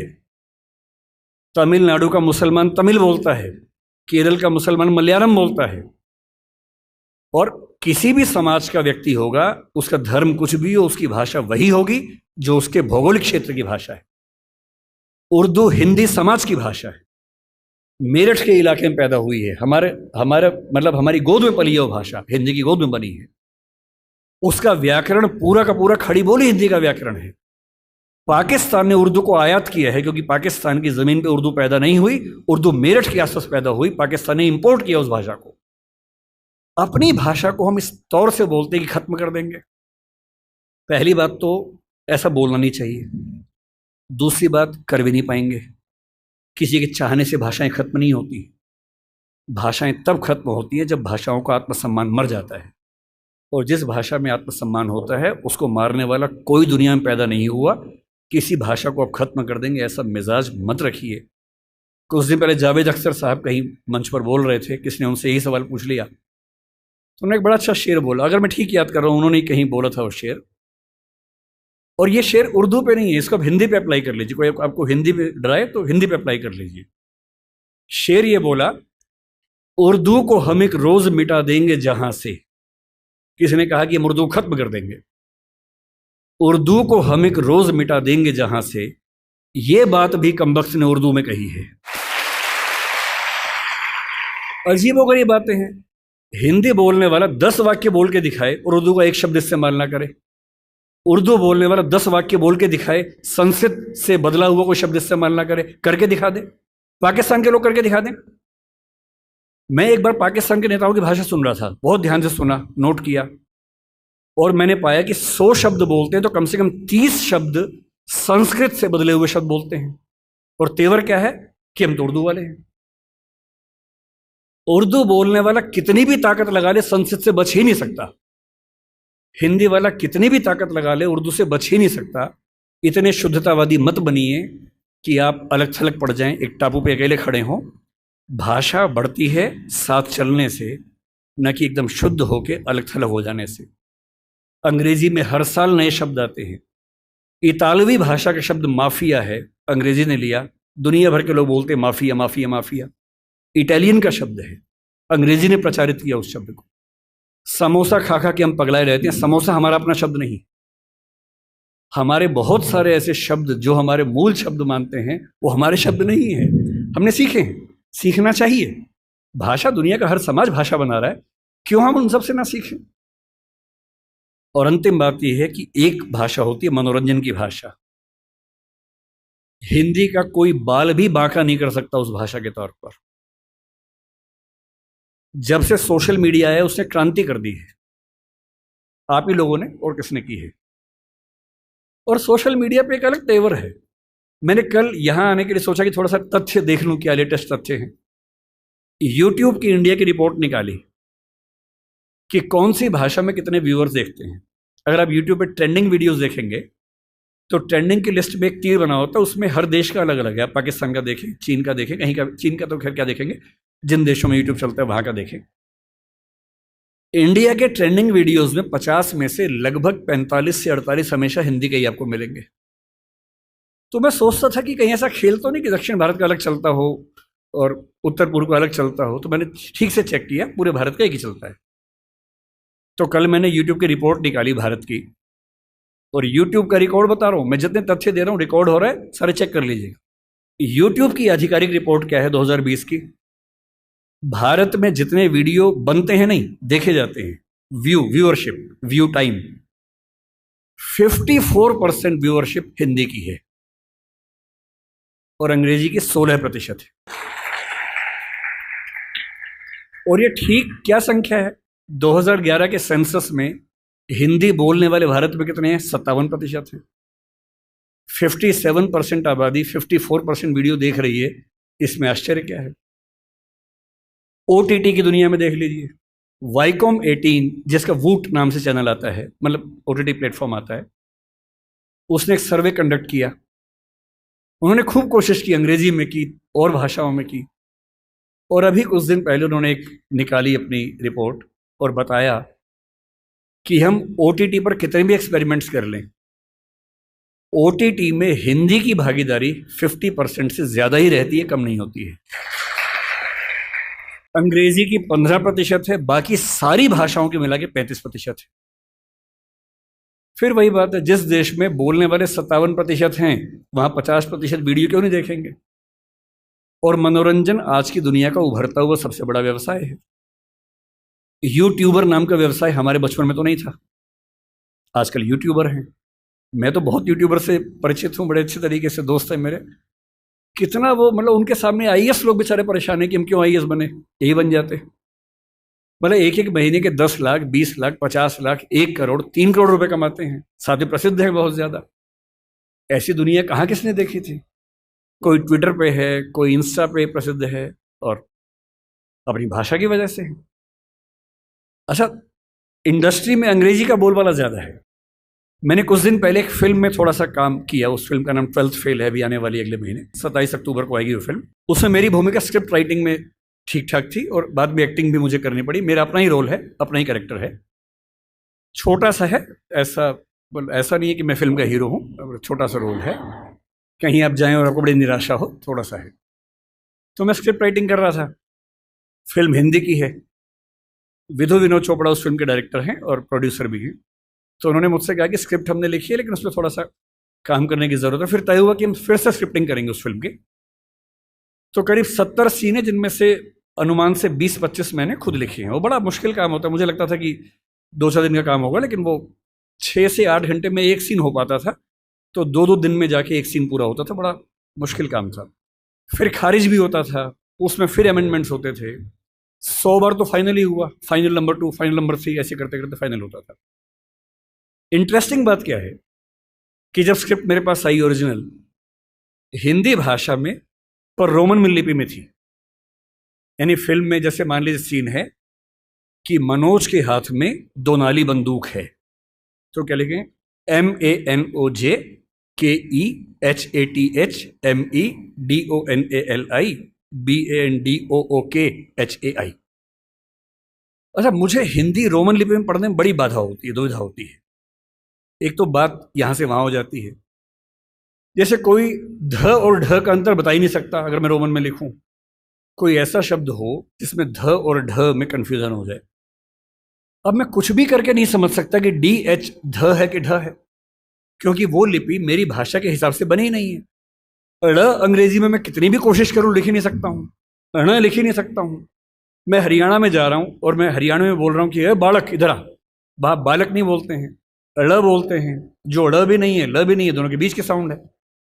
अब मैं रोमन में कितनी भी कोशिश करके लिख ही नहीं सकता वो चीज। और एक्टर को बोलना क्या है? बालक। सड़क नहीं लिख सकता हूं, SARAK या SADAK, कैसे लिखूं? या तो उस लिपि को उसके फोनेटिक्स के हिसाब से चेंज करूं, जो फिलोसफी में हम करते भी हैं, नहीं तो कैसे काम चले। तो मैंने उनसे कहा, मैंने कहा सर, मैं देखिए मुझे बड़ी असुविधा होती है इसमें, मैं देवनागरी में लिखूंगा और आप कहेंगे तो मैं उसको रोमन में कर दूंगा बाद में, पर पहली बार मैं आत्मा में उतरने दो, मुझे देवनागरी में लिखने दो। तो उनको आश्चर्य हुआ कि ऐसा भी होता है, क्योंकि उस इंडस्ट्री में आमतौर पर ऐसा नहीं होता है। तो मैंने देवनागरी में एक सीन लिखा, लिख के भेजा। नियम था कि मैं रोज रात को 3 बजे ईमेल करता था। मेरा शेड्यूल था 3 बजे सोने का, उनका था 5 बजे उठने का। तो 5 बजे उठ के पढ़ते थे और 6 बजे तक कमेंट्स आ जाते थे, फिर मैं उठने के बाद उसको ठीक करता था। तो जब पहली बार मैंने भेजा उनको हिंदी में सीन लिख के, तो नेक्स्ट डे वीडियो कॉल हमारी चल रही थी।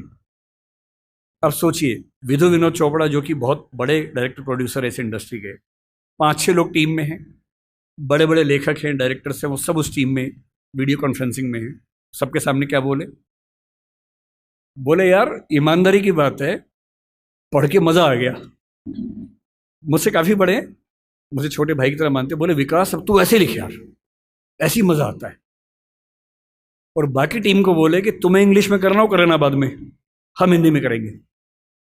उसके बाद वो पूरी फिल्म हिंदी में लिखी गई।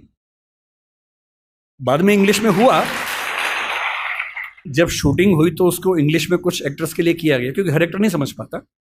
विशेष रूप से मान लीजिए कोई एक्टर दक्षिण भारत से आ जाए, उसको हिंदी में फिल्म शूट करनी है, कैसे करेगा बेचारा? उसको रोमन में लिख के देते हैं। पर कुछ लोग हैं, अमिताभ बच्चन एक ज़माने में ऐसा करते थे, आशुतोष राणा इस समय ऐसा करते हैं। मेरे मित्र हैं, कुछ दिन पहले बता रहे थे कि उनकी स्क्रिप्ट अभी भी हिंदी में लिखी हुई आती है, देवनागरी में लिखी हुई आती है। उनका तेवर है कि भाई देवनागरी में पढ़ूंगा, रोमन में नहीं आप पकड़ में आती है, तो करते हैं उसमें। मेरा जो कहना है वो ये कि मनोरंजन की दुनिया में इतने अवसर हैं और उन अवसरों में हिंदी का मुकाबला किसी भाषा में नहीं हो सकता है। बस थोड़ा सा अपनी ताकत का एहसास करिए, घबराइए मत, डरिए मत।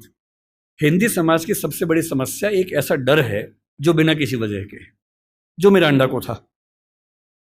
वो योग्य थी, समझदार थी, और उसको ये एहसास करा दिया गया था कि तुम सही फैसले नहीं कर सकती हो, तुम्हारे फैसले हम करेंगे। यही हिंदी समाज की बात है। और हिंदी समाज से मेरा निवेदन सिर्फ इतना है, किसी भाषा से नफरत नहीं करनी है, बाहें फैलाकर सबका स्वागत करना है। अंग्रेजी से भी मोहब्बत करनी है, उससे ज़्यादा तमिल तेलुगु से करनी है, उससे ज़्यादा हिंदी से करनी है, और सब भाषाओं को साथ लेकर, उर्दू को भी साथ लेकर, आत्मविश्वास से भरकर, बिना किसी हीन भावना से युक्त होकर, सोशल मीडिया के इस नए उत्सव को मनाते हुए, व्यापार व्यवसाय की दुनिया में, विज्ञापन की दुनिया में हिंदी की ताकत का एहसास करते हुए जब अपनी भाषा का सम्मान करेंगे तो नज़ारा कुछ और होगा। मैं रामविलास शर्मा, आपने नाम सुना होगा उनका, हिंदी के विद्यार्थी हैं, उन्होंने बड़ी गहरी बात कही थी। उनका एक कंसेप्ट है, आपने पढ़ाई होगा, हिंदी जातीयता को लेकर उन्होंने खूब बात की। उन्होंने कहा कि भारत की अकेली हिंदी भाषा है जिसमें जातीयता की भावना कम है। जो मैंने कहा ना कि स्पेनिश लोगों में, डच लोगों में, उन सब में अपनी भाषा के सम्मान का भाव है, जर्मन लोगों में, फ्रेंच लोगों में है। वो भाव आपको मराठी में दिखेगा, तमिल में, तेलुगु में, कन्नड़ में, ओडिया में, बांग्ला में, सब में दिखता है। अपनी भाषा को लेकर एक गरिमा का भाव, सम्मान का भाव, पता नहीं क्यों वो हिंदी में नहीं दिखता है। थोड़ा लाइए, कॉन्फिडेंस से रहिए। कोई अंग्रेजी में डराए, मत डरिए। भारत में कोई आपसे कहे कि तुमको इंग्लिश नहीं आती है, उतना ही तेवर से कहिए तुमको हिंदी नहीं आती है। क्योंकि भाई जिस देश में 57% आबादी हिंदी बोलती हो, अंग्रेजी सेकंड थर्ड लैंग्वेज में अच्छी खासी है, 10% से ऊपर है कुल मिला के। अगर तीनों स्तरों को मिला लें तो हिंदी की एकदम बाद अंग्रेजी आती है, फिर बांग्ला आती है, 10.5% के आसपास है।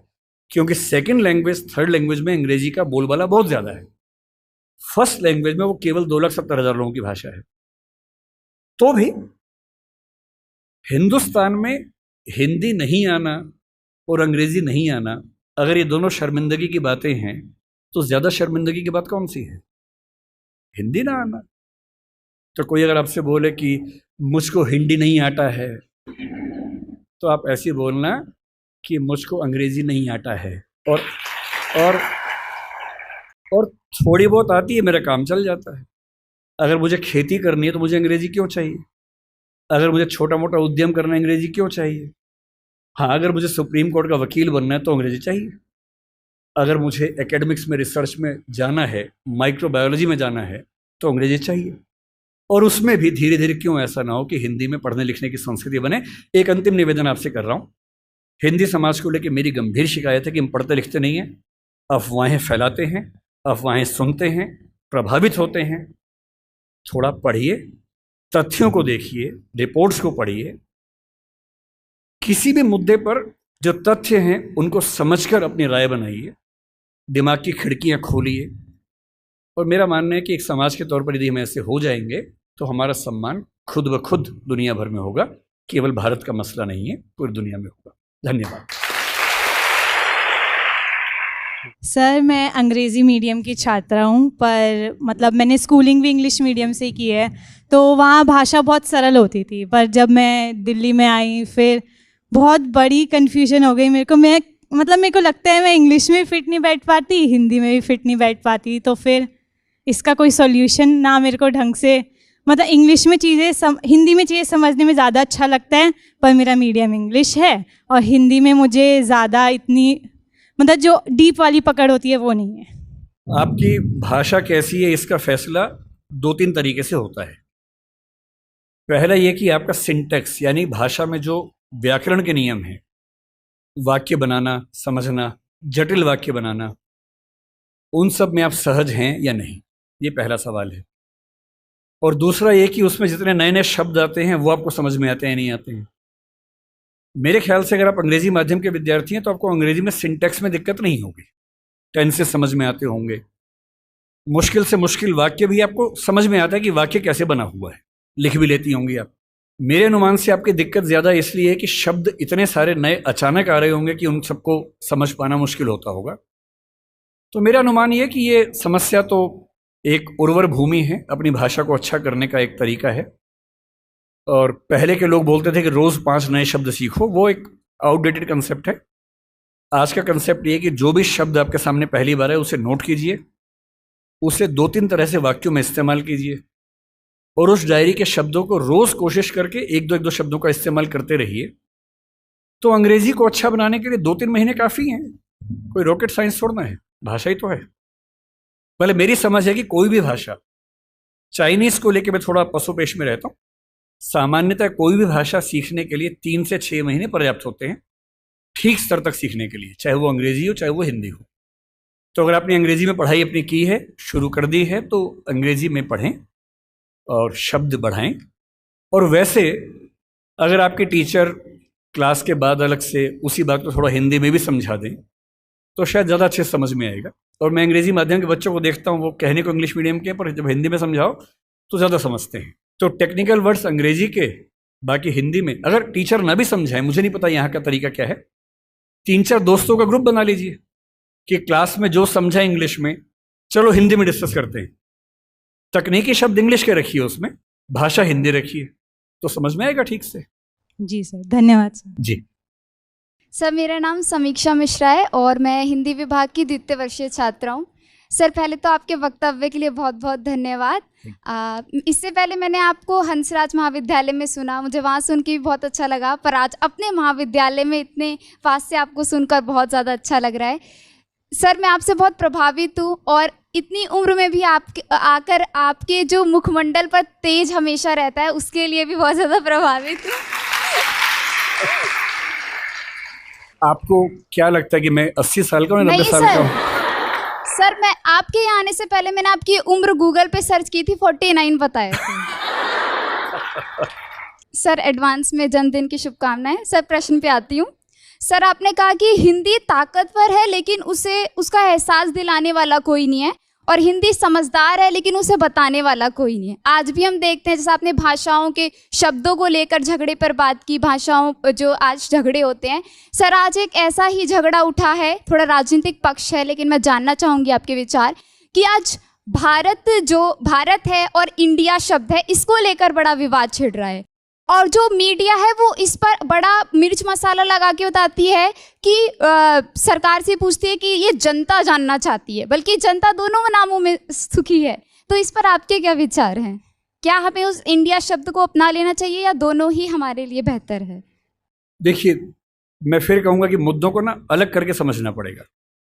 पहली बात, ये विवाद इस समय क्यों उठा, इसके पीछे राजनीतिक कारण हैं, आपको भी पता है, मुझे भी पता है। मेरी अपनी समझ ये है कि 2 तरह से मुद्दे को देखने। पहली बात, ये उठा क्यों, और दूसरी बात, सही क्या है गलत क्या है। ये उठा क्यों, इसके पीछे राजनीतिक पृष्ठभूमि पूरा देश जानता है, आप भी जानती है, मैं भी जानता हूं। पर कोई मुद्दा राजनीतिक वजह से उठा इसलिए मुद्दा ही गलत है, ऐसा नहीं होता है। राजनीति कई बार गलत काम करती है, कई बार सही काम कर देती है, और जनता के दबाव में अगर सही काम हो ही जाए, राजनीतिक वजह से ही हो, तो भी क्या बुरा है। अब आते हैं इस सवाल पर कि भारत और इंडिया में से क्या सही है। संविधान सभा में इस पर खूब बहस हुई थी। यह हमारे संविधान का अनुच्छेद 1 है और उसमें लिखा हुआ है, India that is Bharat shall be A union of states. बड़ी इंटरेस्टिंग बात है कि उस समय डिबेट थी कि भारत का नाम भारत रखें या इंडिया रखें। कुछ लोगों ने आर्यव्रत भी कहा, आर्यव्रत कहा, कुछ ने हिंदुस्तान कहा, सब नाम चले। अंत में सहमति बनी कि नहीं, भारत और इंडिया ही ठीक है। नेहरू जी ने खुल के तो नहीं, पर नेहरू जी के पर्सपेक्टिव से जो बात वहां पर ज्यादा आई वो ये थी कि हमारे संविधान के बनने की प्रक्रिया में जो बहुत सारे एक्ट थे जो अंग्रेजों ने बनाए थे, जैसे इंडिया इंडिपेंडेंस एक्ट 1947 का है, 1935 का एक्ट था, उन सब में इंडिया का इस्तेमाल था। उस समय के भारत की तरफ से जो समझौते अंतर्राष्ट्रीय थे उन सब में इंडिया नाम था। पश्चिम की दुनिया हमें इंडिया के नाम से जानती थी, अमेरिका हो, फ्रांस हो, कोई भी हो, सब इंडिया जानते थे। नेहरू जी का मिजाज जो था वो ये भी था कि हमें ग्लोबल पर्सपेक्टिव में चीज़ों को देखना है, पूरी दुनिया से संवाद करना है, क्योंकि उनकी रुचि अंतर्राष्ट्रीय मुद्दों में ज़्यादा थी, बहुत ज़्यादा थी। मेरे ख्याल से इन सब वजहों से तय हुआ कि हम अपना नाम इंडिया रखेंगे, पर इंडिया के बराबर महत्व भारत का भी रहेगा। तो लिखा गया India that is Bharat, India जो कि भारत है, राज्यों का एक संघ होगा। 4 दिन पहले की बात है, मैं हॉलैंड में एक टैक्सी में बैठा हुआ था। इंटरेस्टिंग बात सोच के देखिए, टैक्सी का ड्राइवर मोरक्को का रहने वाला था। उसको जैसे ही पता लगा मैं भारत से हूं, उसने मुझसे यही सवाल पूछा। उसने कहा कि यू आर फ्रॉम इंडिया? मैंने कहा yes. We are listening to a debate India और Bharat, what do you think? मैं बड़ा चकित कि ये मोरक्को का आदमी हॉलैंड में रहता है, इसके मन में ये सवाल आ रहा है। तो मैंने कहा कि ये तो राजनीतिक कारणों से हुआ है, लेकिन बात अपने आप में सही है। मैंने कहा जैसे बॉम्बे मुंबई हुआ, मुझे खुशी हुई, क्योंकि मुंबई की आबादी के लिए मुंबई में जो मजा है वो बॉम्बे में नहीं है। बॉम्बे तो अंग्रेजों ने नाम दिया था। कोलकाता को कलकत्ता अंग्रेजों ने किया, तो बंगाल के लोगों ने कोलकाता कर दिया उसको। दिल्ली को दिल्ली के लोगों ने दिल्ली कर दिया, दिल्ली ही बना के रखा हुआ है, DILLI, ये होना चाहिए। काहे के दिल्ली भाई, हम क्यों दिल्ली बोलेंगे दिल्ली को? ये सारे तर्क अगर सही हैं, अगर बर्मा का नाम म्यांमार होना सही है, क्योंकि उनकी जनता की आवाज तो म्यांमार में है, बर्मा में नहीं है।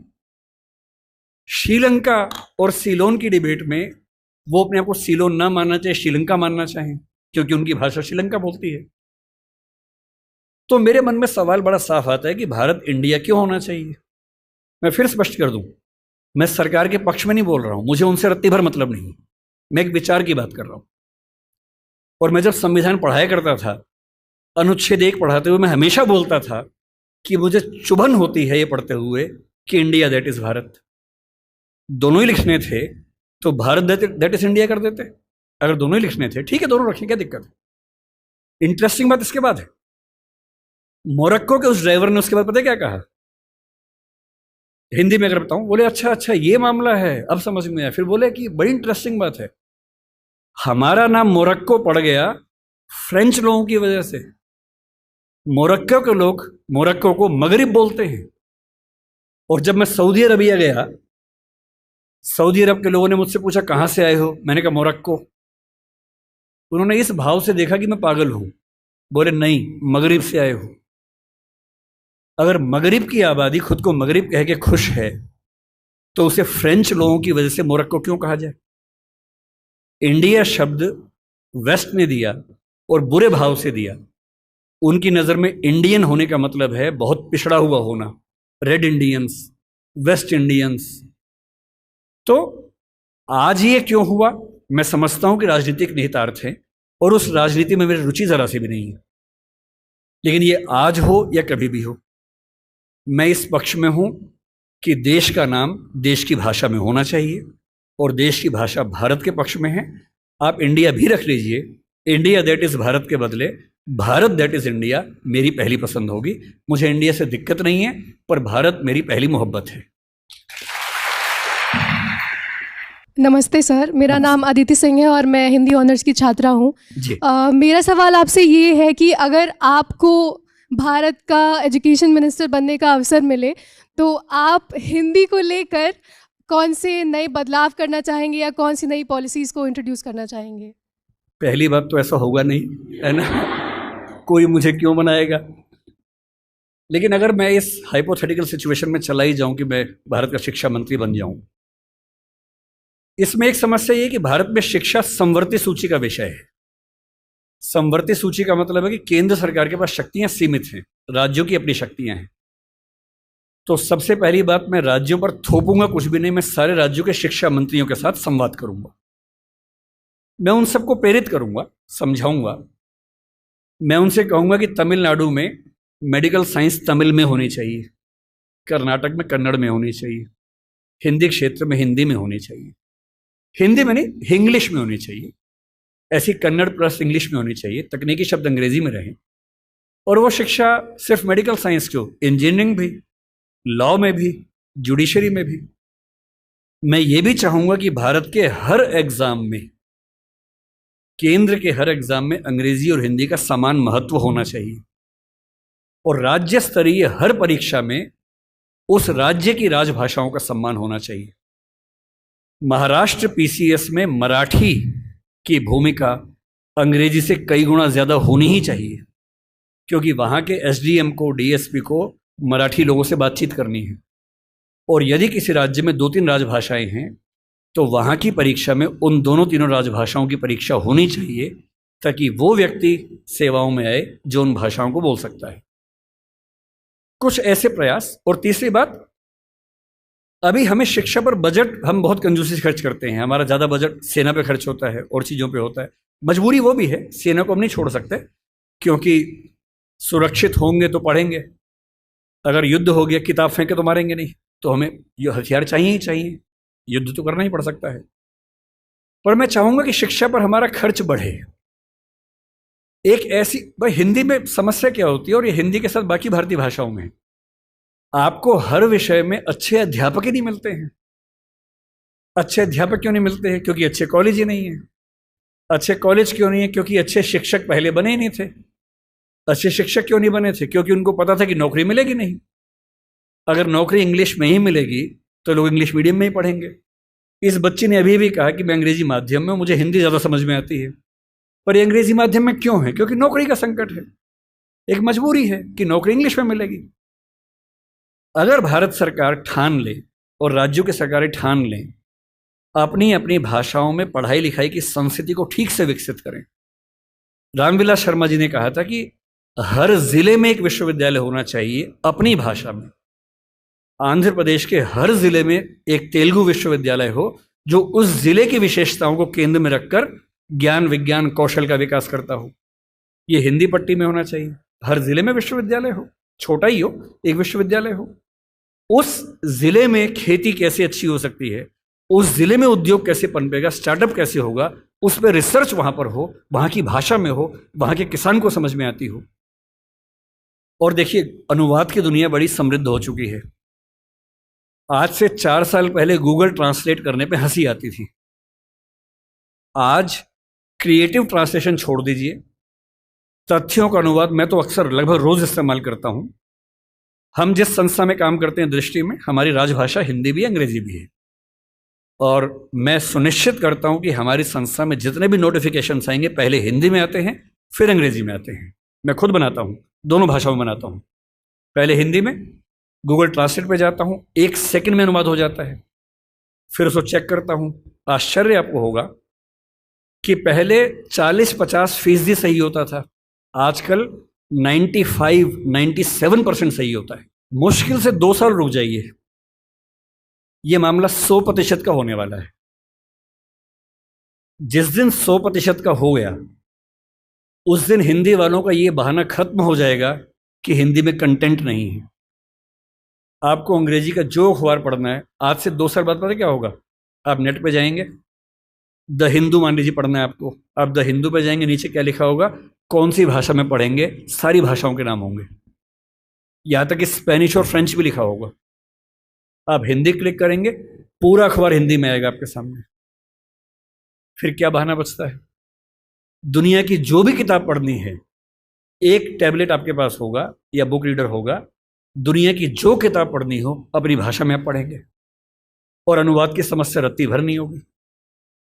मुश्किल से 5 से 10 साल के बाद ऐसी डिवाइसेस आ जाएंगी, ईयरफोन लगा होगा आपके कान में, आप जैसे मैं भी जब विदेश में जाता हूँ, जहाँ अंग्रेजी चलती है वहाँ दिक्कत नहीं आती। अब जैसे मान लीजिए मैं ऑशविट्स, एक आपने सुना होगा जहाँ नाजी अत्याचार हुए थे, मैं 2 दिन पहले पोलैंड में वहीं गया हुआ था, वहाँ हर चीज़ पोलिश भाषा में लिखी हुई थी, कहीं कहीं अंग्रेजी थी। अब समझ में नहीं आ रहा कैसे पढ़ूँ। गूगल ट्रांसलेट पे जाके कैमरा ऑन करना है, लैंग्वेज में आपने कर दिया पॉलिश टू इंग्लिश, आप कैमरा जहाँ जहाँ ले जा रहे हैं पॉलिश इंग्लिश में कन्वर्ट होकर दिख रही है आपको, कोई समस्या ही नहीं है। वो सारी पॉलिश लिखी है, मैं सारा अंग्रेजी में पढ़ रहा हूँ, कहीं कहीं हिंदी में पढ़ रहा हूँ, सब कुछ हो चुका है। मुश्किल से 2-3 साल बाद क्या होगा, ऐसे हेडफोन्स और माइक आ जाएंगे, आप अपने कंप्यूटर से या फ़ोन से कनेक्टेड हैं, एक पॉलिश व्यक्ति या मान लीजिए डच व्यक्ति आपसे बात कर रहा है नीदरलैंड्स का, उसको केवल डच आती है, मुझे केवल हिंदी आती है। मैंने अपने फ़ोन में डच से हिंदी सेट कर दिया, उसने अपने फ़ोन में हिंदी से डच सेट कर दिया, वो डच बोल रहा है, मेरे हेडफोन में जो माइक है वो उसको सुन रहा है, कंप्यूटर कनेक्टेड है, फ़ोन कनेक्टेड है, मेरा फ़ोन तुरंत उसको हिंदी में कन्वर्ट करके मुझे हिंदी में सुना रहा है। मैं हिंदी बोल रहा हूँ, उसे डच में सुन रहा है। और ये मैक्सिमम अगले 5 साल का मामला है। 5 साल बाद बेबीलोन की मीनार बन जाएगी। 5 साल बाद आप दुनिया की किसी भी भाषा के साहित्य को, साहित्य में थोड़ी दिक्कत आ सकती है, ज्ञान विज्ञान की बात कर लेते हैं, किसी भी भाषा के ज्ञान विज्ञान को आसानी से पढ़ सकेंगे। अगर मैं शिक्षा मंत्री बन गया, जो कि मैं नहीं बनूंगा, मैं जानता हूं, क्योंकि लोग क्लिप काट के चलाएंगे कि देखो बनना चाह रहा है ना। अगर ऐसा कभी हुआ तो मैं सुनिश्चित करूंगा भारत के हर विश्वविद्यालय में हर ज्ञान की चीज हर भाषा में उपलब्ध हो। और 20-25 साल लगेंगे, जिस दिन हिंदी, मराठी, तमिल बच्चों को समझ में आ गया कि उनकी भाषाओं में भविष्य है, वो अपनी भाषाओं में पढ़ के आग लगा देंगे, ऐसी ऐसी रिसर्च करेंगे अभी हम कल्पना नहीं कर सकते हैं। और जिस दिन सारी भाषाओं में आत्मसम्मान का भाव आ गया, रिसर्च होने लगी, पढ़ाई होने लगी, उसके बाद आप देखिए फिर क्या होता है। क्यों आपको उच्च अध्ययन के लिए केवल JNU या अशोका समझ में आता है, जहाँ अंग्रेजी में ही चीज़ें मिल पाती हैं? क्यों ऐसा नहीं होता कि कुछ ऐसे विश्वविद्यालय हों जहाँ हिंदी में इतने स्तर के ज्ञान की बातें होती हों जो दुनिया के बेस्ट यूनिवर्सिटीज़ के लेवल की बातें हैं? क्यों हार्वर्ड जैसा स्ट्रक्चर हिंदी में नहीं बन सकता, येल नहीं बन सकता? एकदम बन सकता है। लेकिन सरकार को 20-25 साल ताकत लगानी होगी, एक विज़न रखना होगा, और जो तकनीकें हमारे ज़माने में आ चुकी हैं उन तकनीकों के होते हुए ये बिल्कुल मुश्किल काम नहीं है, एकदम आसान काम है। बस एक विज़न हो, दृढ़ इच्छा शक्ति हो, और 20-25 साल का समय, एक पीढ़ी गुजरने का समय। आप ऐसे चेंजेस 2 दिन में नहीं कर सकते, एक पीढ़ी लगती है, और हर पीढ़ी के साथ वो चेंजेस आपको नजर आते हैं। मैं ये करूँगा।